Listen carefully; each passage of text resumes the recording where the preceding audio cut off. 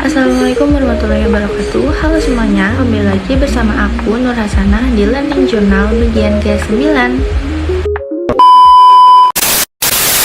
Di video Learning Journal kali ini aku akan menceritakan dan menjelaskan hal apa saja yang aku dapetin di mata kuliah Public Speaking kemarin.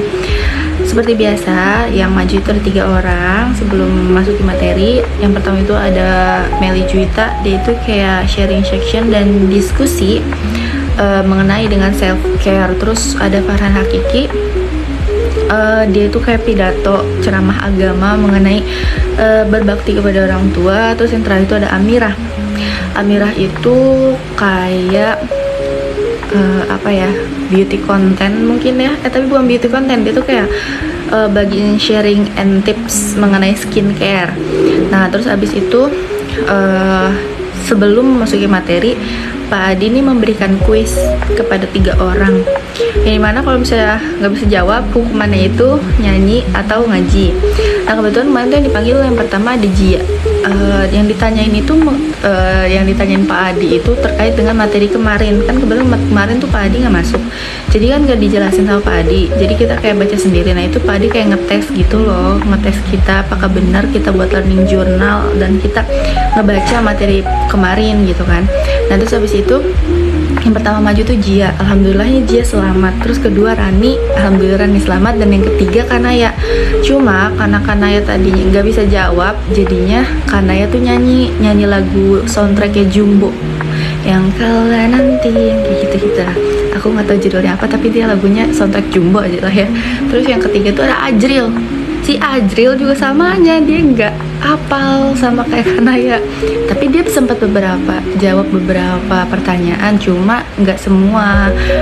Jadinya Ajril nyanyinya itu melukis senja. Lucu sih, maksudnya lucu dan seru waktu pas momen itu, karena benar-benar kayak nggak expect gitu kan, orang yang pendiam di kelas nyanyi, terus orang kayak Ajril yang kita tahu gimana gitu ya, tapi dia mau gitu loh tampil nyanyi di depannya gitu. Ya itu sebenarnya termasuk ke dalam bagian belajar public speaking juga teman-teman, cuma dalam konteks yang berbeda aja.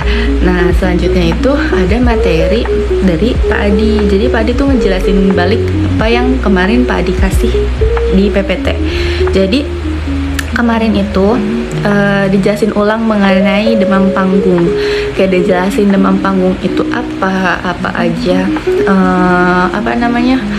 apa aja hal yang bisa kita lakuin untuk mencegah demam panggung. Kayak kan demam panggung itu kan kayak kita kayak apa ya, kita tuh deg-degan gitu kan, kayak kita tuh nggak tenang, kayak kita tuh grogi, dingin, tangannya segala macem. Nah itu tuh kemarin dijelasin aja sama Pak Adi, kayak lebih tergambar aja gitu, karena penjelasan dari Pak Adi sendiri cukup singkat tapi jelas dan mudah ditangkap gitu. Terus dikasih share, Pak Adi tuh nge-share and tips, ngasih tips buat kita biar kita terhindar dari demam panggung. Karena kan banyak banget ya dari kita semua itu tuh bukan hal yang tabu, tapi itu tuh hal yang lumrah dialami oleh semua manusia. Karena pasti ada aja event dimana kita pasti akan mengalami demam panggung itu sendiri. Jadi kasih share and tips sama Pak Adi yang kemarin aku sempat jelasin di learning journal kemarin.